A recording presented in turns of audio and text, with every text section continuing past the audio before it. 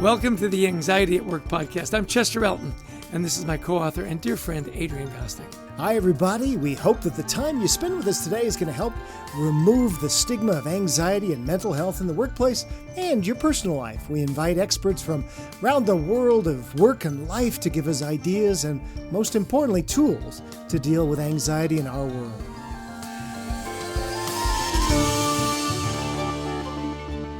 You know, in every life you need a guide. And we are so fortunate to have our sponsor, Life Guides. Life Guides is a peer-to-peer community that helps people navigate through their day-to-day stressors by providing a place of empathy, listening, wisdom, and the support of a personal guide who has walked in your shoes, experiencing the same challenge of life and experience that you have. Your own personal guide. I love that, Adrian. Well, for our listeners, the offer for your team, for you, and to show that you care about your team, all you have to do is go to lifeguides.com/schedule a demo and add the code HEALTHY2021 in the free text box below, and you get 2 months of free service. Everybody needs a guide. Make your guide a life guide. Well, we are delighted to welcome to the podcast a dear friend of ours. Our guest today is our good friend, Rita McGrath. Dr. McGrath is a best-selling author, a sought-after speaker, longtime professor at Columbia Business School. She is widely recognized as a premier expert on leading innovation and growth through times of uncertainty. Rita has received the #1 Achievement Award for Strategy from Thinkers50 and has been consistently named one of the world's top 10 management thinkers. Rita is the author of the best-selling The End of Competitive Advantage. Her new book is Seeing Around Corners. She received her PhD from the Wharton School. We are delighted to welcome to our podcast our good friend, Rita McGrath. Welcome. It's a pleasure to be here, you two. I'm just thrilled to see your new book out in the world. Thank you.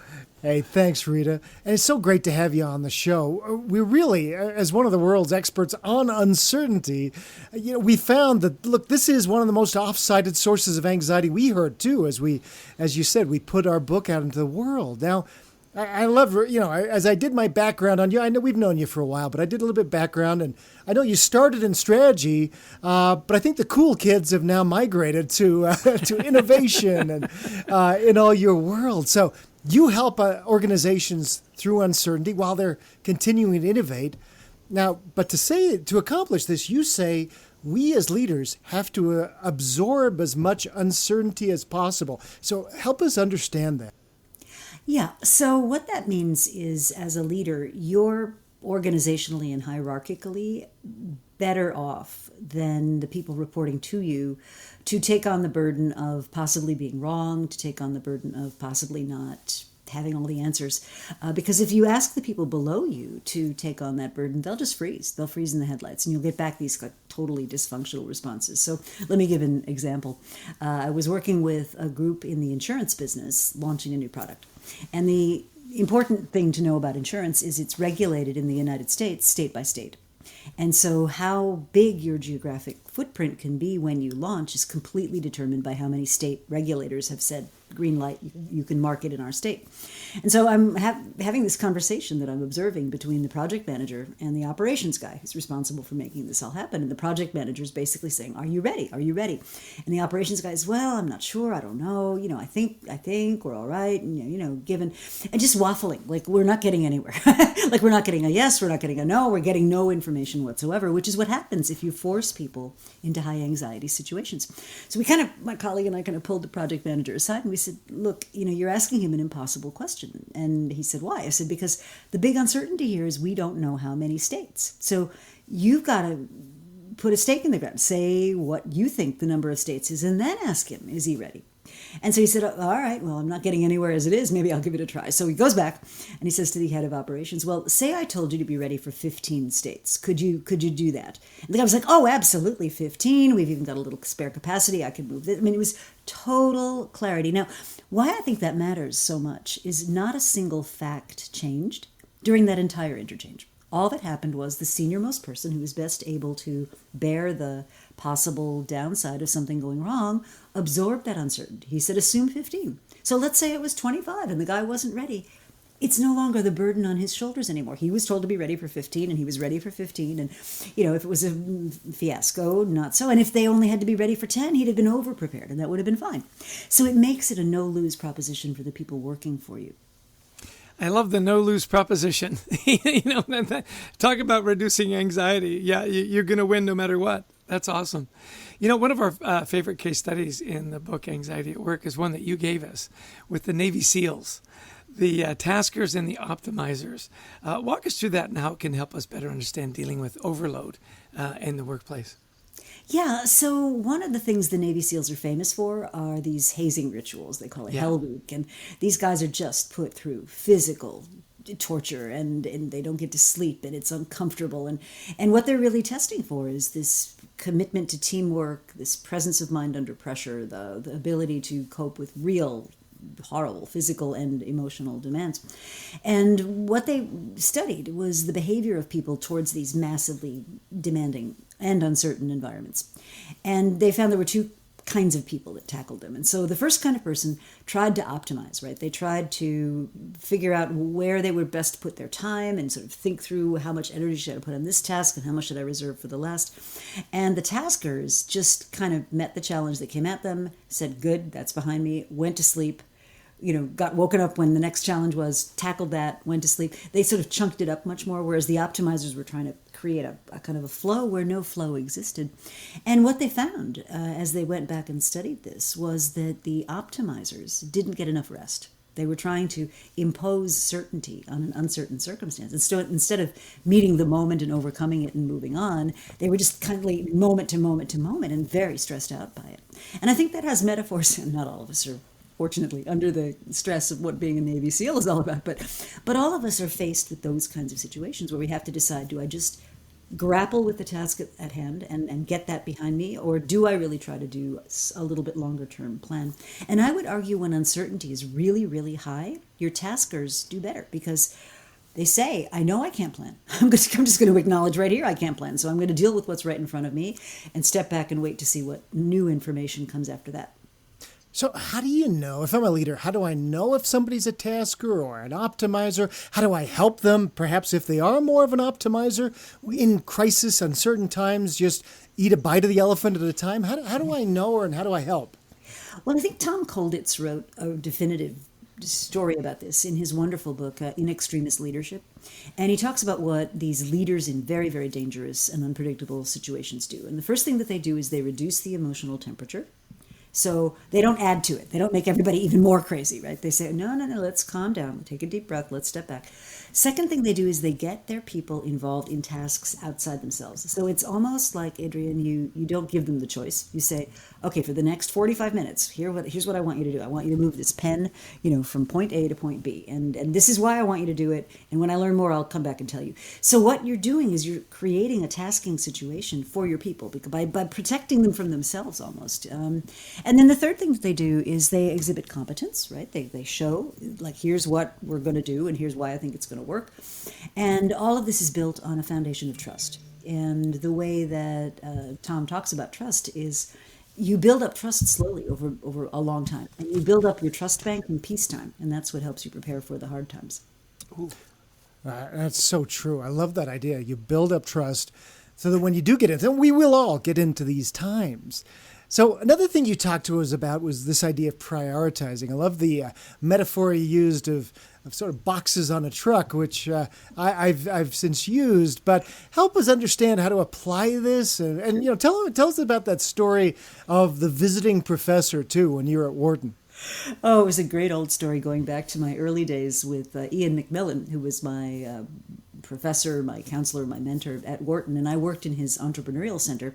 And as it happened, I was in charge of the major research program there. So a lot of PhD students, this is how they earn their way through graduate school. We take on research jobs or something like that. And my job was to look after the research program. So I supervised a whole team of undergrads and other master's students and researchers doing a variety of different projects.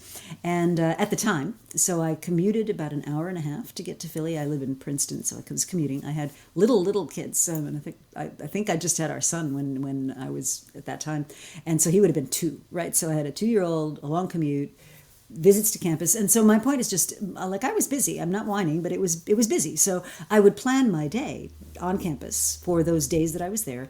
And it was every minute was accounted for because I was running this research program and I had to meet with the undergrads and I had to do all these things. And so show up one morning ready to dig into my day. And Mac turns up with this visiting scholar from, I think it was Singapore. And he says, I'd like you to meet Dr. Bok Sing Kong from Singapore National University, a very esteemed person. This is great. And here's what I'd like you to do. I'd like you to take him to a couple of classes in the morning. And then here's a chit for lunch at the faculty club. Treat him to a really nice lunch at the faculty club. And then we've got a visiting scholar giving a presentation in the afternoon. And then, he's set to meet with Ned Bowman or somebody at the end of the day. And I'm looking at him, and you can just imagine what's going on behind my eyes. I'm like my whole day that I have spent a week planning for what's going to be accomplished this day, it has just gone up in smoke, right? So I said to him, lovely to meet you, Dr. whoever you were. Mac, could I just talk to you for a sec? And we went in the other room. I said, I get it. If you think the most important thing I can do with this day is this activity of entertaining this visiting scholar, if that's really what you think I should do, that's okay. But let me explain to you all the things that are not going to happen if I have to do that today. And he had no idea. He had no idea. And the metaphor that we came to use was, it's like my day is like a truck, and the truck is full. I've planned it all. It's all there. And so if somebody wants to add something in addition to the truck, it's not that I automatically say no, because maybe that is really important, but let's have a mutual conversation about what comes off the truck. And so he had no idea. So his eyes were big and round. And basically what he was trying to do was get this guy on my truck and off of his truck for the day. And so we figured out a way of getting his chief of staff and one of the visiting scholars to accomplish effectively the same thing that would have led all the way through that. So I think that's a really wonderful metaphor of how do you develop these contracts for mutually agreeable activity, where the stuff comes off the truck and you decide, you make a conscious decision about what's coming and going from your truck. That's a great metaphor. I love that. One of the things that we've written a lot about and has gotten a lot of traction is this idea of perfectionism. Perfectionism in the workplace. And you say that leaders can help people work through their fear of failure, but they have to develop a learning on the go culture. I love that. Can you explain what some of the key features of this kind of culture is and how it can actually reduce anxiety? So I think the fear of not being perfect comes from the kind of leadership that sort of says, well, why does spreadsheets, sell E4 not have the same value as spreadsheets sell W22X? And that's just the wrong discipline to impose on people when things are highly uncertain. So I'll give a couple of examples. In the world of sort of PR, I decided to, I'd really like to see about a subscription offer. And so my team kind of got on it and figured out what the right platform would be and how you could get that to happen and everything. And so 4 weeks later, we had a subscription offer. Now, was it elegant? No. Did the whole PR machinery around it unfold in this beautiful symphony? No. Did we make a bunch of mistakes? Did we publish some stuff in a weird place? Did we get the headline for newsletter A mixed up with the headline for newsletter B? Totally. But we now have a subscription offer where we didn't before. And I'm totally cool with the 25% of stuff that, whoa, we got to fix that. But the 75% of let's get this in the world happened. And I think that's where you need to have your bias for better to have something in the world that's a little imperfect, as long as, I'm not talking about anything dangerous or something that's right. really harmful. But, if you're talking like a business problem, let's get it in the world and let's let the world help us make it better, rather than let's hang out in our cave, waiting for the perfect blossom to emerge. And by then, the world may have changed outside the cave and you don't even know it. It's so true. We once met a mountain climber, very famous, and he says, it's amazing how many climbers stay at the bottom. They try and plan all their route, and said, the best of us, you get on the wall and you start climbing, and you might reach it, and you might have to work your way back, but you're up and you're moving. Mm-hmm. And he says that's how you climb the mountain. And Adrian, it kind of reminds me of getting in motion is so important. I'll never forget. My dad, we were on a trip, and I said, "Are we lost?" He goes, "Maybe. But wherever we're going, we're making great time." I love it, Rita. Now, before I've got another question for you, but I want to find out or have our listeners understand how they can find you, where you would point them. Sure. Well, the first place to stop is probably ritamcgrath.com. That's my personal website, and there you'll find all kinds of stuff, downloadable content and links to articles and videos and all kinds of introductions to the world of Rita. And as you know, I've recently launched a sister company called Valise. So Rita is sort of about great ideas, and Valise is about great capabilities. And so on the Valise site, which is VALIZE, we have a section called Deeper Dive. And if this kind of stuff intrigues you, again, we have links to articles, lots of videos, instructional things you can look at. We've got some downloadable tools that you can use. And so that's another good place to visit and see what we're up to. As if you're not busy enough, teaching at Columbia, book writing, one business, now a second business. That's yeah, boy, do you know about uncertainty? That's awesome. You've written quite a bit in HBR, especially about this idea of what business people do in uncertainty. Whether you're a small business person, whether you're running a division or a big company, a lot of people seem to be a little frozen in the headlights. They get paralyzed. And a lot of time it's the fear of failure, maybe the lack of trust that you talked about. Of course, in this economy, inaction is understandable, but for those who face fear and get stuck, how can leaders prevail in uncertain times? I know you talked about some practices leaders can use to get yourself and people moving again. So maybe talk about that if we feel stuck right now. Yeah, I think the best thing to do when you're stuck is to do something. And whether that's a small thing or whether that's a somewhat more aggressive thing, I think it's taking a step into what could be the future. And the way I talk about this is think about checkpoints, right? So I've got an idea that, 3 years from now, the world could look a certain way. Well, how would I determine whether that makes sense or not? Well, rather than take the whole plan and try to plan it all out like our optimizers, right? What maybe you should do is pick something small that you could actually test out with perhaps a couple of customers that isn't too much of a stretch and that isn't too much of a downside if it doesn't work out the way that you expected, and treat it as an experiment. I think that's really where I would start, which is something small, something doable, where you can frame it as an experiment. And if that's successful, then you can see what that taught us, and then you can take the next step. And this is really helpful for your people as well. I think one of the things leaders tend to do when they're in high uncertainty is they know they've got all this experience and all this gut and all this richness, and so they kind of step in front of their people. They don't let their people try things for themselves because either they're scared or they're uncertain or they're in a rush or whatever. And that just undercuts the capability building process. So what you really need to be thinking about is, how do I frame the situation so the downside is protected and so that people directionally know where they want to go, but where I can let them have the actual experience of rising to this challenge and overcoming it rather than shortcutting it and doing it for them. Excellent. Excellent. It is so interesting just getting in motion, right? A small task. It's an experiment. Let's get moving. Yeah. I think one of the tough things that happens around uncertainty is letting go of past mistakes and trying to envision that better future.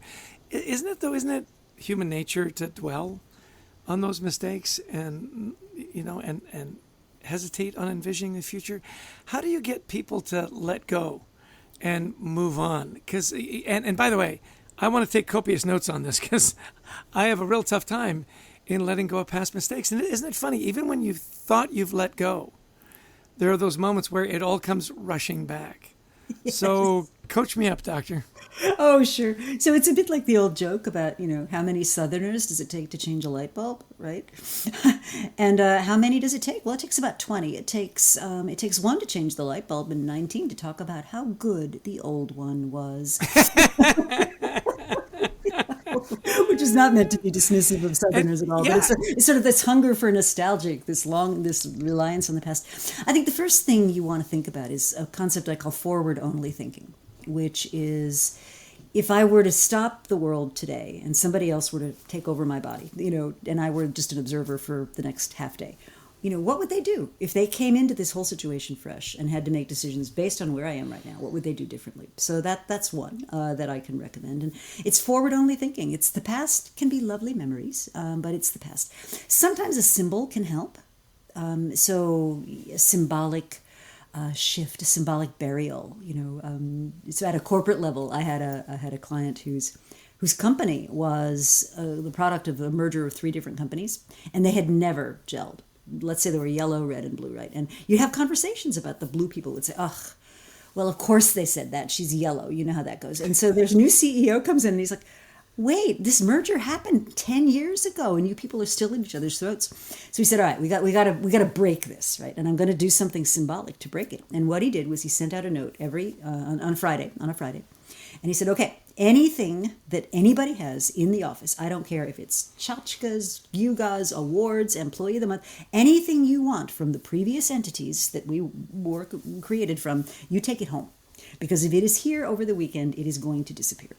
And so a lot of people ignored him. They were like, yeah, corporate speak. And then they didn't pay attention to him. So he took his senior team of about 15 people, and they went through the building top to bottom, every cubicle, every door, everything with like a shopping cart. And they took all of that stuff, all of those totems and, yugas and T-shirts and, you name it, and put it in this shopping cart. And then he had ordered, and this was for the Monday, he'd ordered a coffin to be placed on the center of the conference table on the following Monday. And he video streamed this, like the whole organization. He had his team, because they were split too, right? They were all yellows and reds and greens. And so he had his team each put, the items from the previous administration inside the coffin, and he gave them each a hammer and a nail, and they literally had to nail the coffin shut. And it got wheeled out of the conference room, and he was like, okay, that's that new day. Now we start. Now that's a little dramatic, and that's not going to work for every culture. But I think as an individual, you can make a symbolic break. You can say, okay, let me spend 2 weepy mornings on the sad movie looking at all those things that happened, and I'm going to clean up my Kleenex, move them out of the way, and okay, I'm going to clear the desk and get started on what's next. And I think sometimes you have to give yourself permission to mourn a bit, but then, let's move on. Love that. Yeah. As our good friend Marshall Goldsmith says, is just move on. Yeah, I remember. Yeah, CEO we read about that just ripped out the parking lot entrance. Whatever it is, the little arm, because the employee said, "Why do we have this? It's a remnant of the old world." They said, "Who's coming to our building and parking unless we want them there?" And so it was just the symbolic. I love that idea of the symbols that can be very powerful, Rita. That's so great.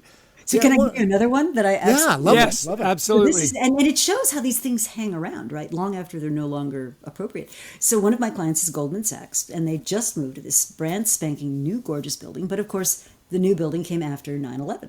And once we had 9/11, you had guards on the floors of every building, had to be signed in. So anybody who was actually in the building was okay. They'd already been screened, and anybody suspicious had been stopped. But for the previous 80 years, Goldman Sachs had this policy that all the restrooms had entrance keys, right? And so if you were a visitor to Goldman Sachs and you happened to be a lady, you would have to go get the code to the ladies' room from whoever had it in the steno pool or whatever, to let yourself in. And so their head of operations, who's this absolutely brilliant guy, says to me, so we were about to install these key codes in all the laboratories, in the new building, and I stopped them and said, hang on. We now have full-on security, like at the ground floor. Nobody who's on any of our customer-facing floors is going to need. Why are we doing this? It's just beautiful. We always did it that way. We always had key codes to get into the bathroom. Right. And I'm sure the guy said, it's just another level of security that is completely unnecessary. Exactly. But I thought, it's such a day-to-day illustration of how these things just stick with you if you don't actually think about them. If you don't push that, which is kind of probably the last question I want to ask is a question we're getting asked a lot, and I'd love your thinking on the future of work. If you have your crystal ball, which actually people pay you to have a crystal ball, is 5-10 years out. What's the tale from this pandemic? What's the tale from kind of remote work, everything that's going on? What are you seeing right now that you're advising your clients to say, be aware of this, this, and this, because this is what the future of work looks like?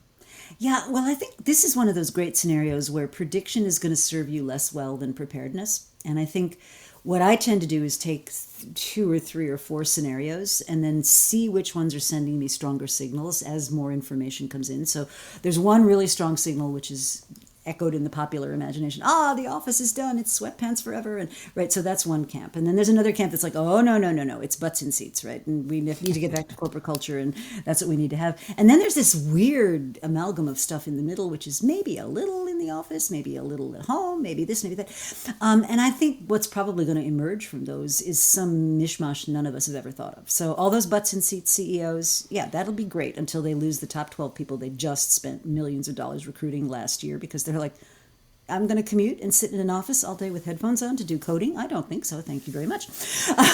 And so I don't think that policy is going to survive first crash with reality. And I don't think the people that are like, ooh, we're all going to be remote because there's a lot that we've lost by being remote. So I think we're going to get a lot smarter. I think the things you can count on is whatever comes next, we're going to have to be much more deliberate about it than we were when we could just count on everybody blundering into the office at the same time. And that applies whether it's hybrid, whether it's wholly in person, whether it's partly in person.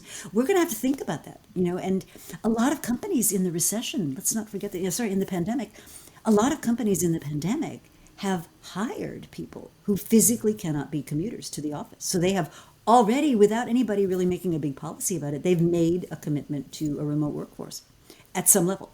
And so I think there's you can really predict the companies that are going to do well are the ones that are being thoughtful about it. Now, if you're going to be a butts in seat, 7 hours, 7 days a week kind of place, then I think if that's the kind of person you want to attract, be honest about it, be upfront. There may be people to whom that is very attractive. Fast track, get ahead, heads down, you're cheek by jowl with the decision makers, adrenaline going 12 hours a day. If that's what you want, this is the place you should work. If you're kind of a work-life balance, I'd like to take a walk and listen to the birds on the lunch hour, not the place for you. And I think that's a perfectly legitimate choice, but I'd prefer people make it explicitly than that they just kind of blunder around assuming everybody knows what's going on when they don't. Ah, clarity. You got to love it. I mean, we shouldn't be having to teach this concept, but you're exactly right. We do, because so many of us get so busy and we forget these, as we say, it's common sense, uncommonly practiced. So, thank you, Rita, for your such valuable work on uncertainty and innovation. If any of our listeners haven't checked out one of Rita's books, please pick them up. They are a treasure trove. This has been such a great discussion, Rita. Now, if you had to summarize a couple of ideas you'd like people to take away from our conversation today, what would you say? So the first is that we're in uncertainty and you can't opt out. Sorry, no, not a choice. Everybody's in the same boat. So learn to use the tools of uncertainty, and they come from the world of innovation. And what people don't understand is it's a discipline. It's different than what we're used to, but it's a discipline. So you can get smarter about that. You can learn about that. And probably a good place to start is my previous book, Discovery Driven Growth. That's a good place. The second thing is that we know uncertain circumstances are not necessarily dangerous circumstances. They're just circumstances where we're not quite sure what the outcome is. So I think if you approach it in this episodic way, like in small bites, rather than trying to eat it all off at once, like our taskers, I think that'll be a much more productive way to approach it than trying to sort of absorb it all yourself and think about what the grand solution is. Excellent. Well, listen, we knew this would be a great fun.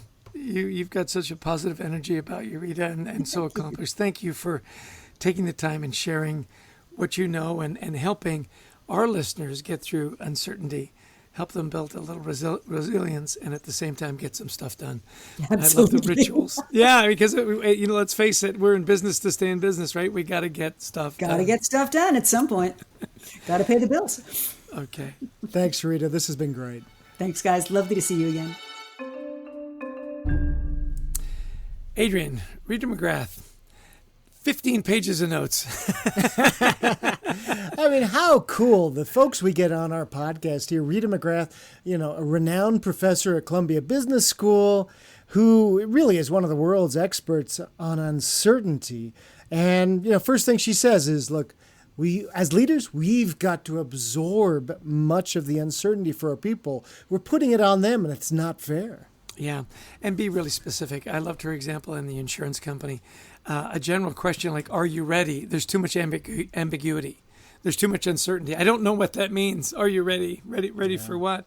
And when they got much more specific, it was everybody wins. It was a no-fail situation. Yeah, I know. She taught us this idea of the taskers versus the optimizers at the SEALs, Navy SEALs Hell Week.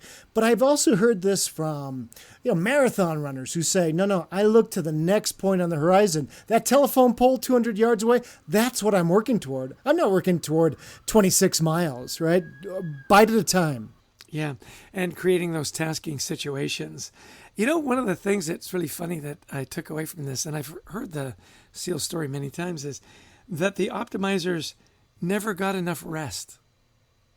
And I thought about that. That's anxiety. That's, you're going over in your head again and again and again, instead of the taskers that are going, oh, okay, time to sleep. Yeah, got that done. Yeah, exactly. Time to sleep. Yeah. So then we moved into this idea of prioritizing, and it's it bears repeating, this idea of, your day is a truck with boxes on it. Yep. And you have to be honest with people. Now, she told a wonderful story about this professor coming in, but the only reason she was able to have that conversation with her manager about, hey, if I do this, this is going to happen, is that there was trust in the relationship. And so I loved what she said is you build trust up before the crisis hits. Yeah. And then small and doable tasks. I love that. Just get started. You were saying get on the wall. I'll tell you the thing that I loved right at the end was that forward-only thinking in allowing to let go from the past. And then those symbolic gestures. The coffin. Are you kidding? How great is that? Everybody comes to work. And then they nail the coffin shut. Yeah. It's just, like she said, that doesn't work for everybody. That would totally work for me. Yeah. I would love that. Well, and you could just see it being brought up over and over again with, somebody, hey, back in 2011, we tried that.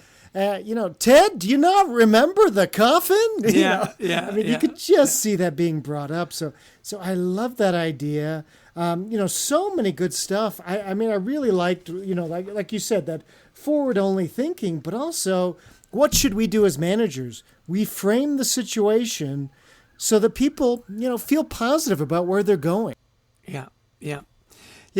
And I think that the going to her websites and the stuff that she's creating, she's so generous with all of that. If you haven't researched Rita McGrath, you should do it. It's well worth your time.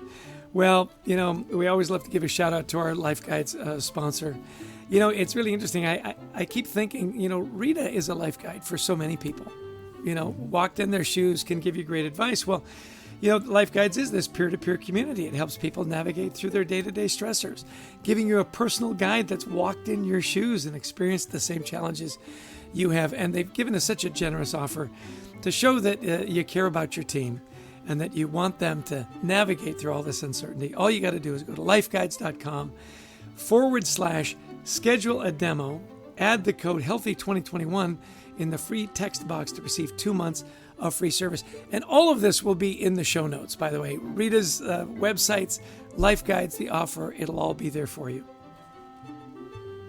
Sorry, I've got a ambulance going by. Special thanks. I'll take that. Hang on. It's almost gone. They're almost there to get you.